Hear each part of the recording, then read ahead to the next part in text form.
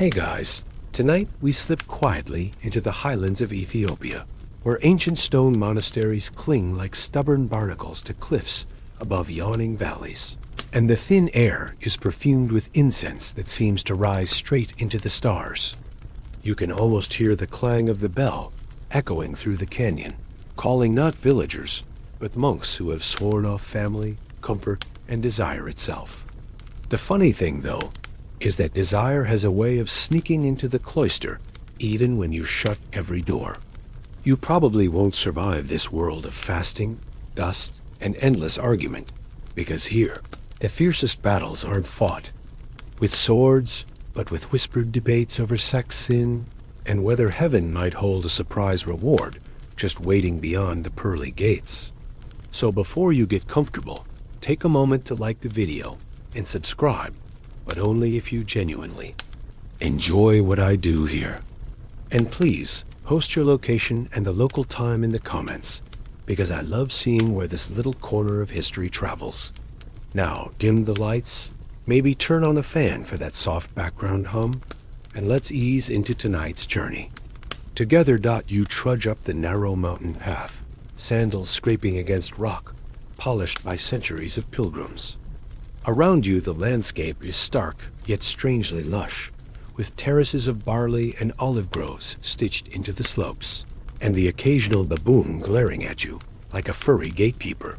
When the monastery gate creaks open, you enter a courtyard, where white-robed monks shuffle silently, heads bowed, yet eyes sharp, as though they're forever scanning the air for stray thoughts of sin.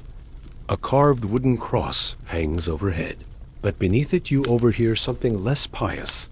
Murmurs of argument, voices debating with the intensity of men who know their salvation hangs on every word. You pause at the edge of the refectory, listening. One monk insists that denying the body entirely is the only way to polish the soul like glass, while another counters, almost mischievously, that the scriptures hint at heavenly pleasures so dazzling they must be understood in earthly terms: wine, sweeter than honey, gardens lush with forbidden fruit, and perhaps even embraces more tender than any mortal lover could offer. Historians still argue whether these monastic debates were meant to be strictly allegorical, or whether, beneath the veil of metaphor, the monks were quietly negotiating their own humanity. After all, Foucault once mused that sexuality is never truly erased by silence. It mutates, hides in corners, and bursts forth in unexpected ways. You find yourself smiling at the irony. Men who had locked themselves away from women, from touch, from warmth, still found themselves circling back, again and again, to the question of sex in heaven. And here's a quirky tidbit for you. Some accounts describe monks chewing bitter herbs, not just to suppress appetite, but to dull arousal, as if the Garden of Eden still lingered inconveniently in their bloodstream by the flickering lamplight. You spot a parchment unrolled across a low table, and there in delicate script is a story copied from an earlier source. One that feels oddly familiar if you've read Eleanor Herman's Tales of Kings and Queens. It tells of an Ethiopian ruler's dalliance with a queen who believed their union would guarantee him a higher seat in paradise, because royal lust, if performed in piety, could be transformed into sacrament. The monks copying that story would never admit it out loud, but you sense their fascination in the way the ink swirls, almost indulgent, across the vellum. It's as though they're asking, if kings can mingle flesh with sanctity, why must monks wrestle endlessly with denial? The chanting rises, low and sonorous, yet behind it, you still catch fragments of heated exchange. One elder claims that heaven's joy cannot possibly involve the body flesh is too corrupt. Another interrupts, voice sharp. But didn't the prophets promise delights unimaginable? Why promise wine if wine itself is sinful? You lean closer, the stone floor cold beneath your knees, feeling as though you've stumbled into a secret theater where the stakes are cosmic. A young novice sneezes, breaking the tension, and everyone chuckles softly, proof that even amid serious theology, life still insists on comedy. And that's your third laugh tonight, right on schedule dot, as night thickens and torches flicker against the basalt walls. You sense that these monks, for all their gravity, are not so different from you. They carry the same restless thoughts, the same curiosity, the same need to know whether love, desire, and pleasure are merely snares of the devil or subtle hints of what awaits beyond. You wrap your cloak tighter, eyelids heavy, yet your mind hums with their questions. What if heaven is sterile and pure, a place of unbroken chant? Or what if paradise holds something embarrassingly human, like a kiss, a laugh, or the warmth of another body beside yours? You'll have to keep listening, because the monks are far from finished with their arguments, and the night is still young. You find yourself seated on a rough-hewn bench inside the monastery's inner hall, where the air is thick with smoke, from smoldering frankincense and the faint musk of unwashed wool. The monks gather in a semicircle, their heads shaved, their robes patched, their eyes glowing with that curious mixture of exhaustion and zeal.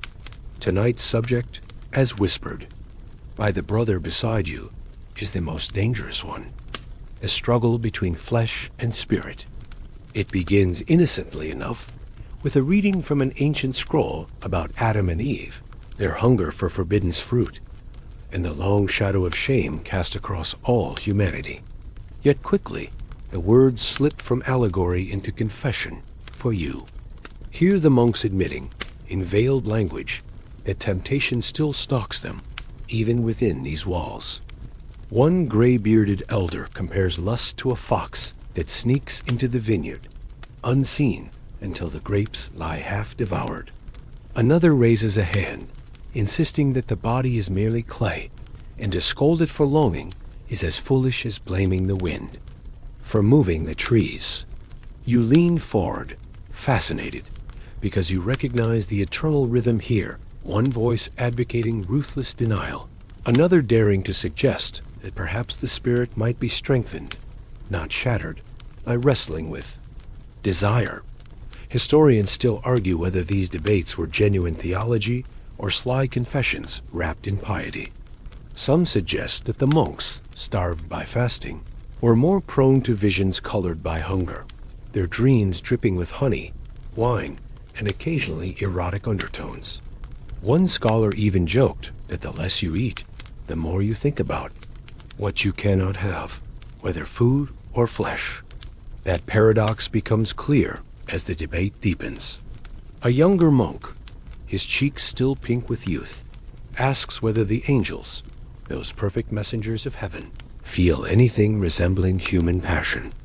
The room goes still and erupts in laughter at his innocence. You can tell the question unsettles them. After all, if angels are bodiless yet radiant, what does that mean for the rest of us? Will our desires be erased at the gates of paradise, or transfigured into something more mysterious? To break the tension, the abbot recounts a tale from a Chi, neighboring monastery, preserved in oral tradition and scribbled in fading ink. It tells of a monk who dreamed of a woman in silk, her voice promising salvation through her embrace. He woke drenched in sweat, horrified, yet convinced the dream was a test sent by God. The story mirrors those whispered about kings in Eleanor Herman's Sex with Kings, where rulers often justified their affairs as divine trials or even holy privileges. You smile at the parallel. Whether in palaces or monasteries, people always try to thread the needle between desire and justification. And here comes a quirky tidbit. Some Ethiopian monks wore belts studded with thorns, not just for penance, but to literally prick them awake when their bodies stirred at night. Imagine rolling over in sleep and being reminded sharply that holiness hurts. The debate carries on into the night, voices rising and falling like surf. One monk quotes from Vatsyayana's Kama Sutra, which he insists he saw referenced in a Greek manuscript passed along the trade routes. He claims that the human urge to seek pleasure was not sinful by nature, but a mirror of the divine longing for creation itself. Gasps ripple through the room at his daring words, and you sense both admiration and horror in equal measure. Another monk counters with the stern argument of Augustine, that to surrender to the body is to risk shackling the soul.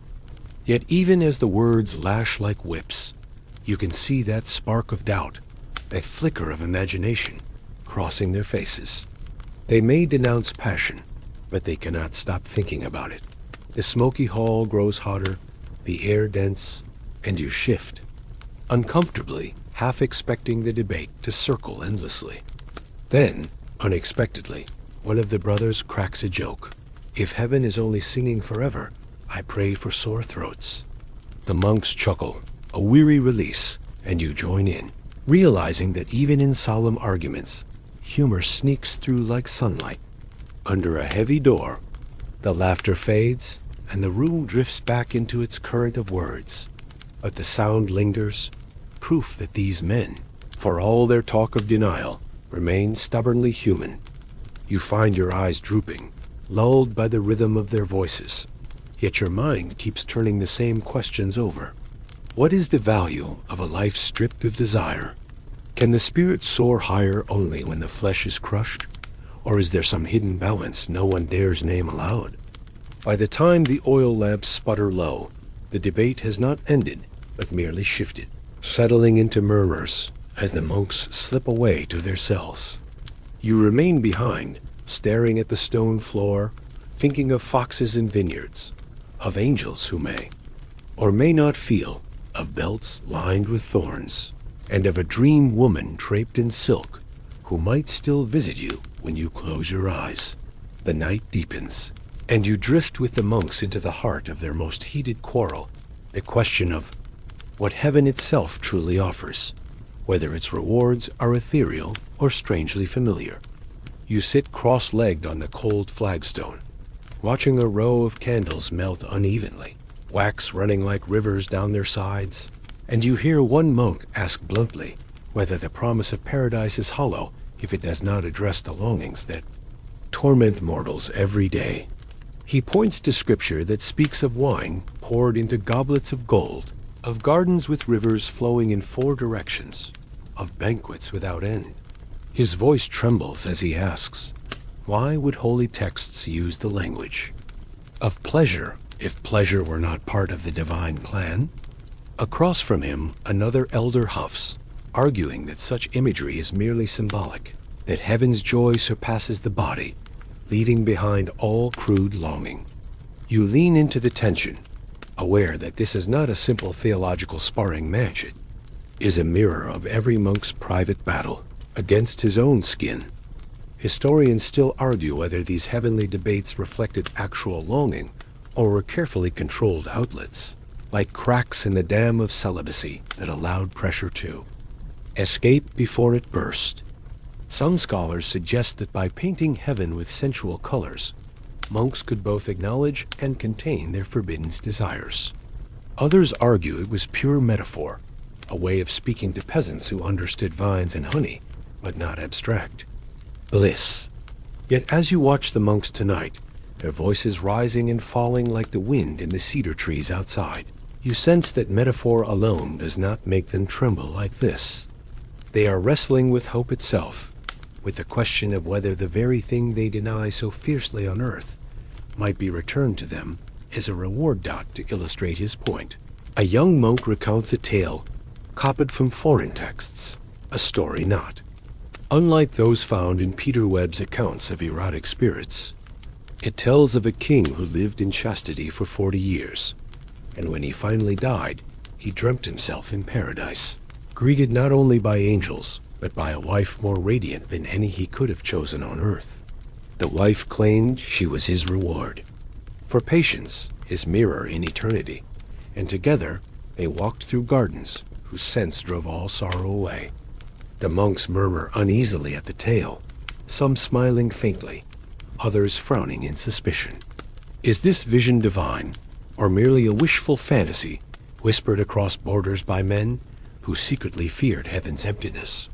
You recall Eleanor Herman's Chronicles of Queens who bargained their charms for political power, and you wonder whether such stories seeped into monastic imagination If rulers could wield desire for earthly kingdoms, perhaps God himself would not ignore its force in the next life. A quirky tidbit emerges in the debate. One monk claims he read of desert hermits who believed martyrs would be given golden couches and attended by celestial virgins, while those who sinned would be forced to sit through endless sermons. The monks laugh at this inversion, their laughter echoing off the stone, but the edge of curiosity remains. The abbot clears his throat, reminding them that Augustine warned against imagining paradise as a mere banquet hall, yet his own eyes flicker.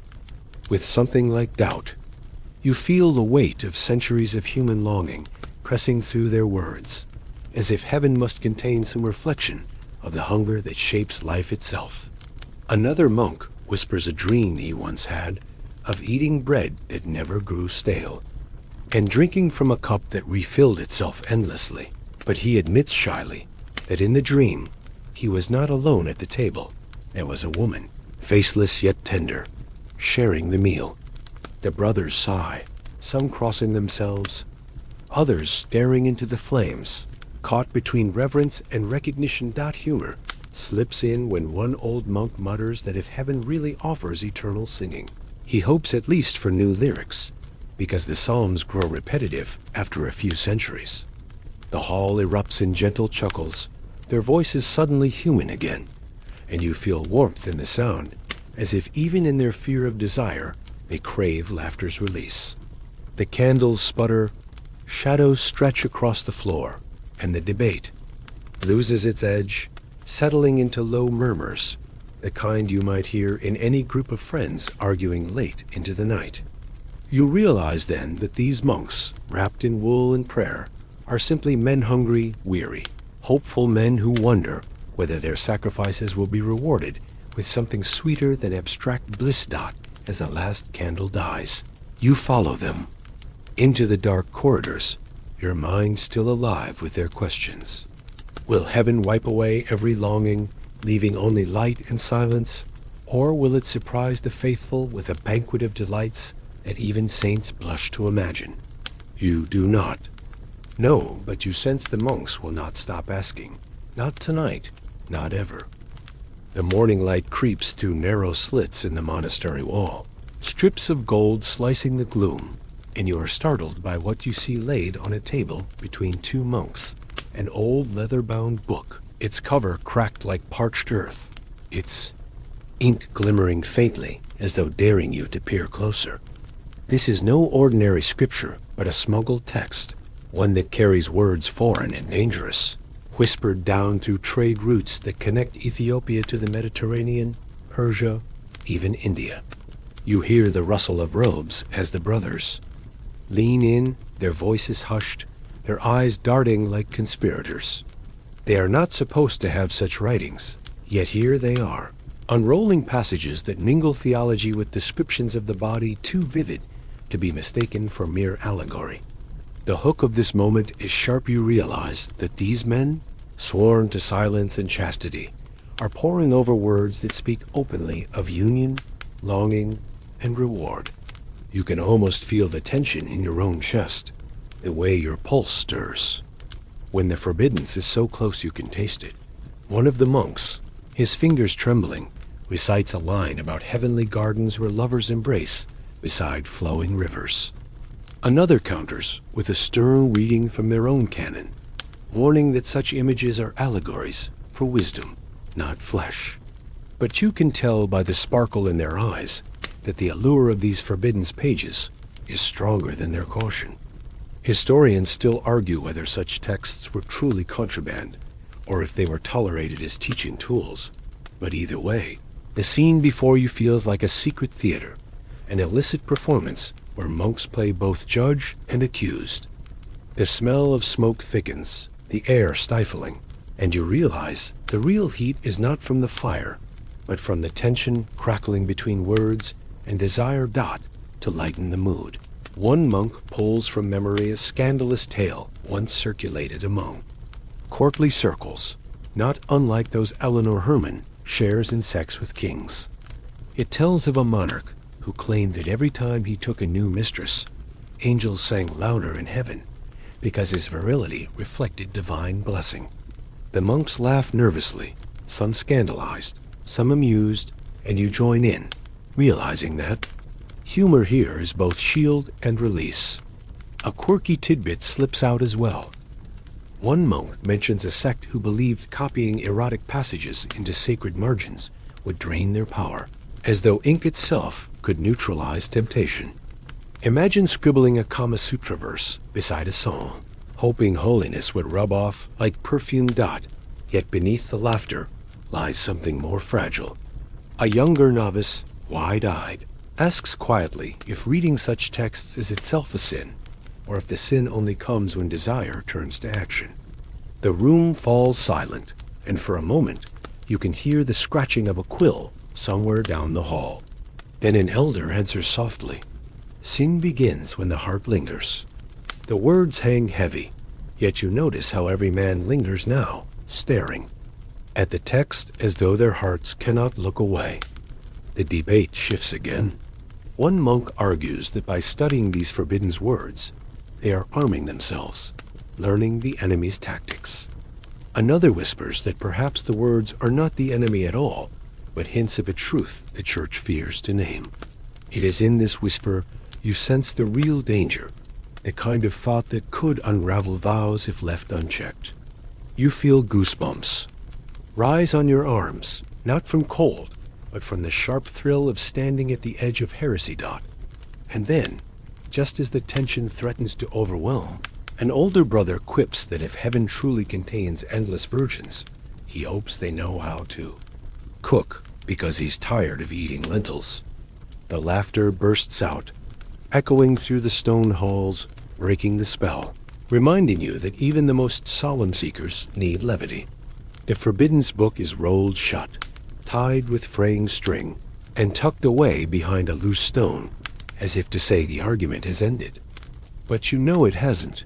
The whispers will return tonight, tomorrow, every time the silence grows too heavy, and the questions too sharp, that you step back into the courtyard, blinking against the sudden brightness.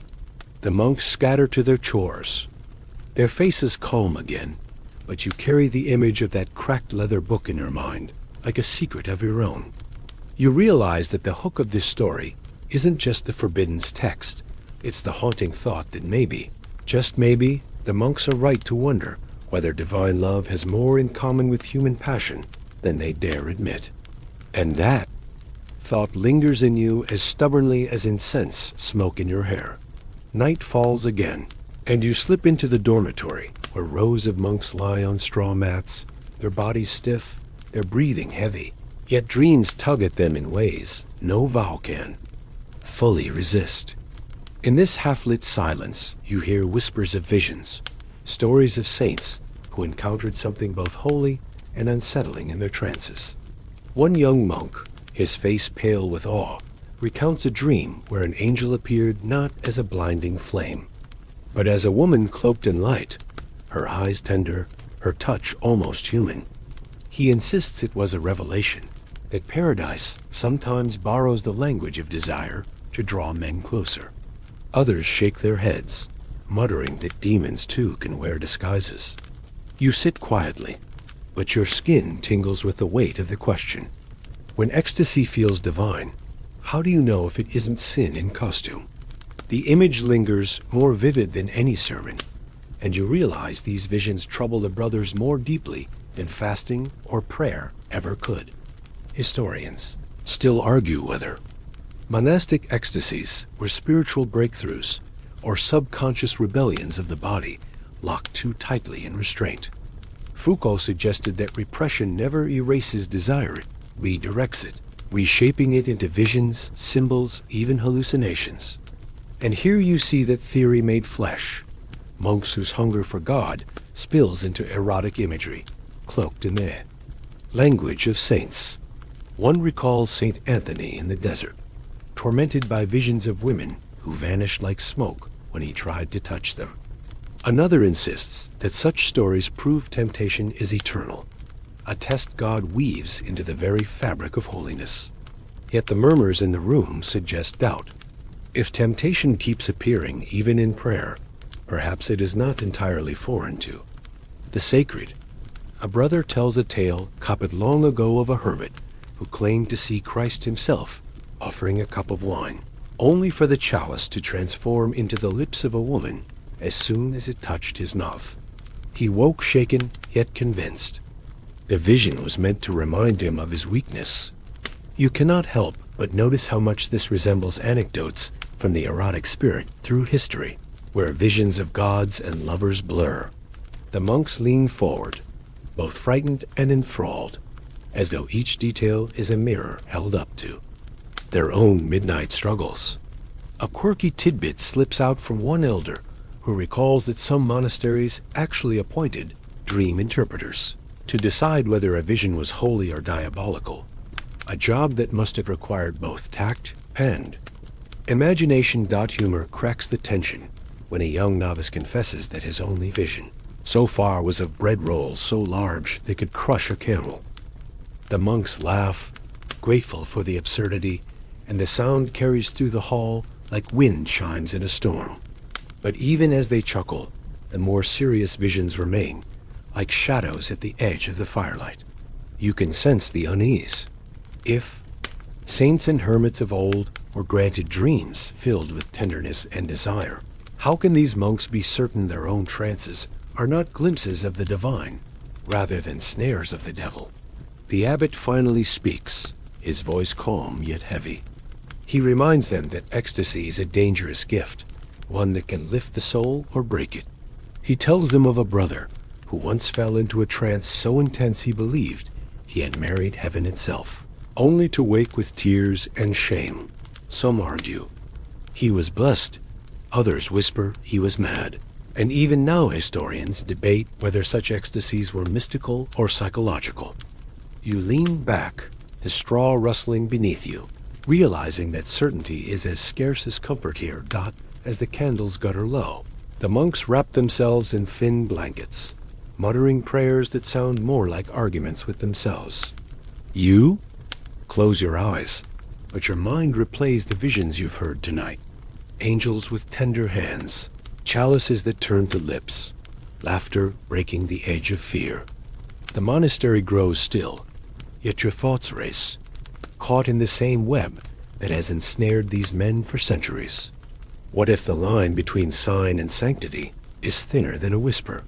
What if visions are not warnings, but windows into truths? Too unsettling to admit aloud, the night leaves you with no answers, only the haunting sense that ecstasy itself may be the most dangerous scripture of all.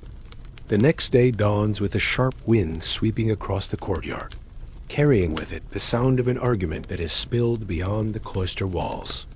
You follow the crowd of monks hurrying into the chapter house, where a trial is about to begin, not of heresy against doctrine, but of desire against discipline.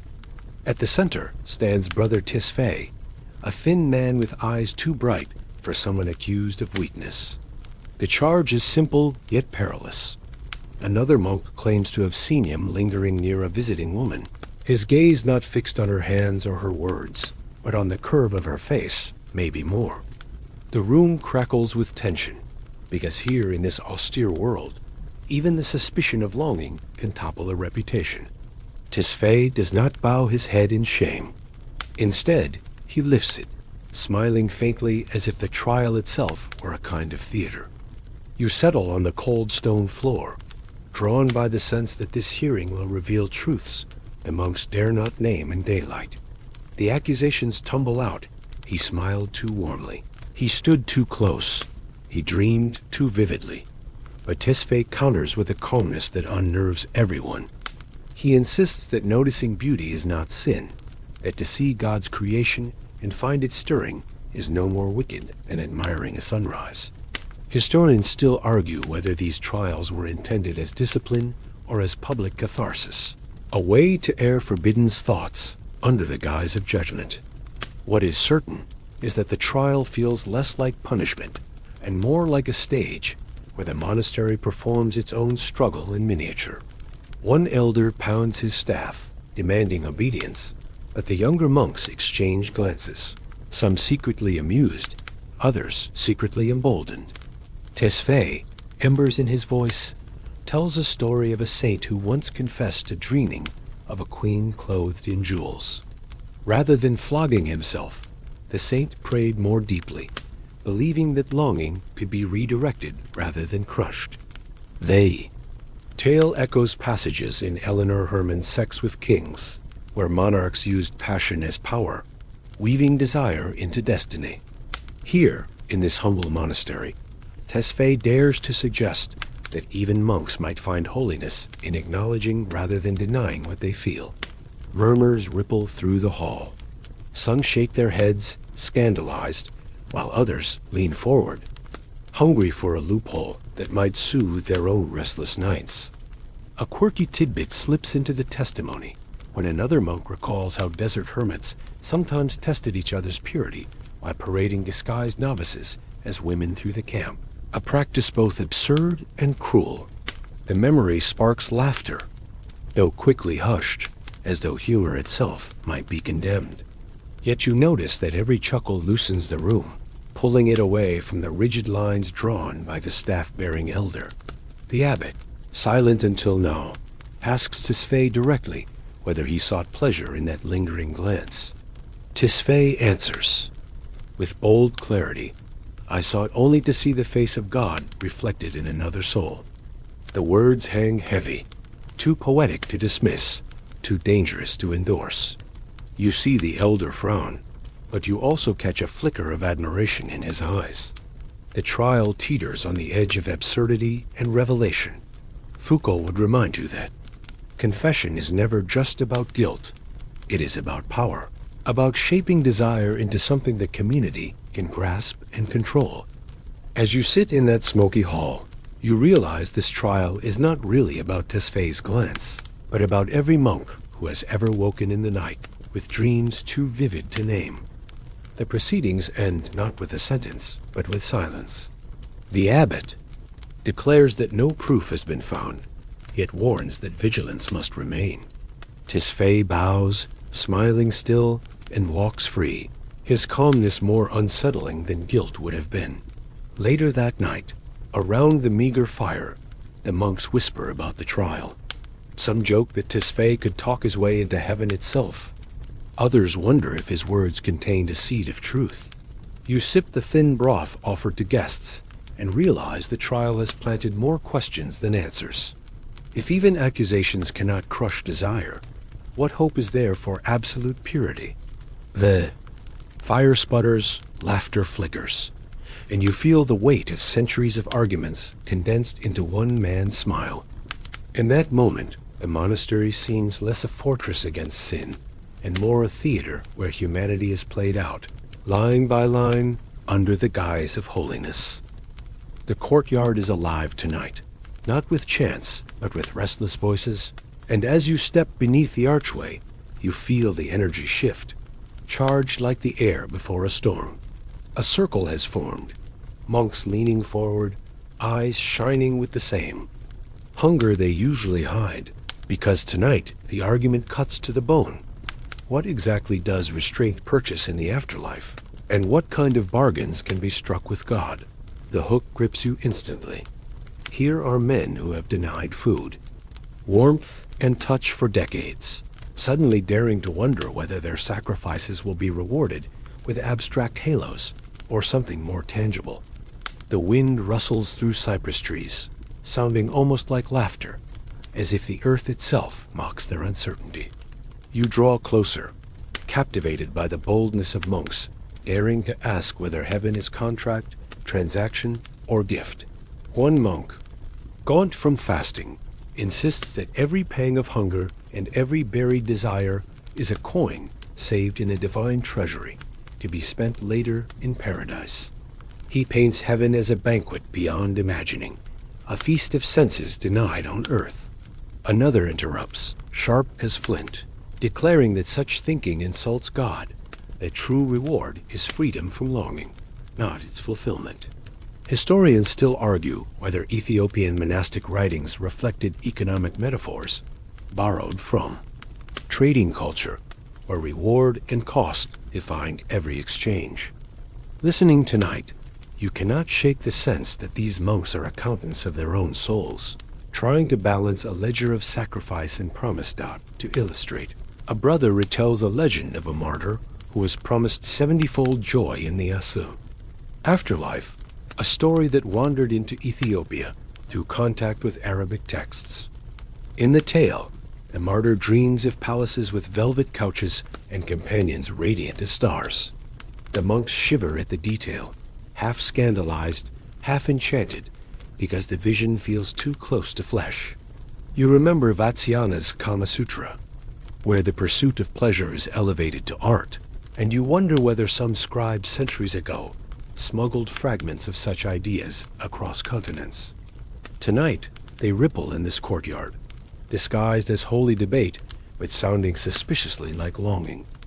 A quirky tidbit arises when one monk recalls that in certain desert sects, brothers wore small stones in their sandals to keep themselves in constant discomfort, convinced that each sting would add credit to their heavenly account. You picture it and nearly laugh aloud. Imagine hobbling for years just to buy a better mansion in paradise. The monks chuckle too, though their smiles quickly fade when one elder warns that God is not a merchant to be bargained with. Still, the image lingers, a reminder that even in piety, human minds slip back to trade, to bargains, to the hope that pain must eventually pay off. The abbot speaks slowly, telling of a dream where he stood before heaven's gate, expecting crowns and treasures, only to be asked a single question. Did you love? The monks murmur, shaken, because the dream suggests that heaven is not a bank of rewards, but a place where motive matters more than suffering. Yet you notice some of them glance toward the stars with unease, unwilling to let go of the thought that every thorn pressed into their skin might be buying something sweeter than music. Foucault's reminder echoes in your thoughts, that systems of discipline always create their own hidden economies of desire. You see it now. Monks who trade silence for imagined songs, hunger for imagined banquets, chastity for imagined embraces. Whether those promises are real or not matters less than the fact that they keep hope alive. And hope, like longing, is a flame that refuses to die. The circle grows quiet as an older monk cracks a joke, his voice raspy. If my reward is only more chanting, I pray for deafness. The laughter bursts out, wild and weary, bouncing against stone walls until even the stern abbot smiles.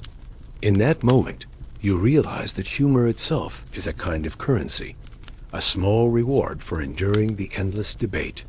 As the monks drift back to their cells, their faces glow not with certainty, but with the flicker of possibility. You remain behind, staring at the stars, wondering whether heaven is closer to silence, song, or the tender warmth they dare not name aloud. Either way, the bargain is never settled, and you sense it never will be. The crickets begin their nightly chorus, a steady hum rising from the fields below the monastery, and you find yourself drawn once more into the stone cloister where the monks linger after prayers. The torches burn low, casting more shadow than light, and in this twilight of sound and silence, the debates soften but do not vanish. Tonight there is no gavel, no trial, no booming voices, only murmurs drifting like smoke across the courtyard, quieter than prayer, yet sharper than any hymn. The hook is irresistible. After nights of fiery arguments and trials, you are suddenly invited into their most fragile hour, when their words are hushed, not because the questions have faded, but because they have grown too dangerous to shout. You lean against a pillar, the cool stone pressing your back, and you realize that the whispers themselves hold more weight than any serving. A young novice leans close to his elder and asks whether the joys of heaven could ever include touch. Not in sin, but in comfort. The elder hesitates, then admits that Scripture does not say outright. Another murmurs that perhaps the body, once resurrected, will be free to feel without corruption, a thought both hopeful and unsettling. Historians still argue whether Ethiopian monks genuinely entertained such notions, or if these were the secret nighttime musings of men, worn thin by austerity. Either way, the words sound less like heresy, and more like the sighs of men too human to escape themselves. One monk recalls a vision he once had of a feast where every soul was paired with another, not in lust, but in companionship, a banquet, where no one sat alone.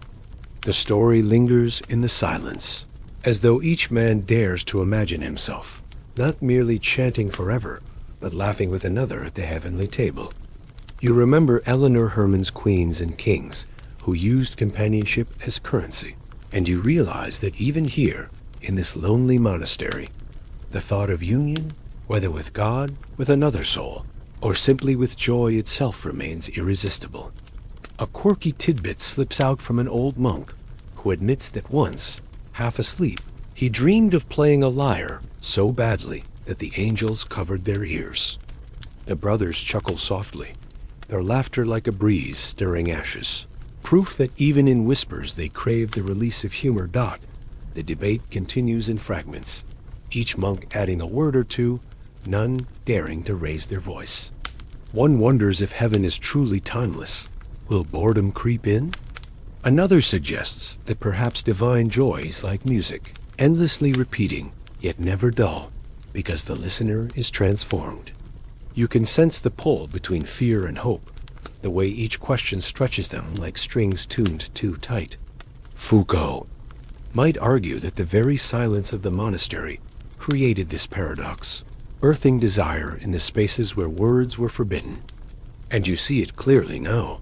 These whispers are not rebellion but survival, a way of carrying their humanity through centuries of restraint. Gradually, the murmurs fade, replaced by the drone of insects and the occasional crackle of a dying torch. The monks slip away to their cells, robes brushing against stone, sandals scuffing softly, leaving you alone in the courtyard, with only the echo of their questions. You feel drowsy, your own mind circling their arguments, but instead of answers, you carry only images. Angels with tender hands, books hidden in walls, trials that end in silence, bargains written in hunger, and now these whispers softer than any chant. The monastery sleeps, but the questions remain, weaving themselves into your dreams before you even close your eyes. And so we slow the pace, letting the night grow softer. Words lengthen, and shadows stretch across the stone walls. You hear the crickets fading into background. The torch is dimming until only stars keep watch overhead. There is no need for certainty, no demand for resolution, only the comfort of knowing that even centuries ago, men wrestled with the same questions that drift through your mind as sleep approaches. You let the images dissolve, monks smiling faintly in the dark, angels bending close, a gate of heaven that opens not with judgment, but with quiet companionship. Breathe slower, let your shoulders loosen, and allow the echoes to fade into the gentle rhythm of your own heartbeat. The story rests here, its debates unresolved yet endlessly human, leaving you with calm rather than answers, peace rather than proof. End of script. Sweet dreams.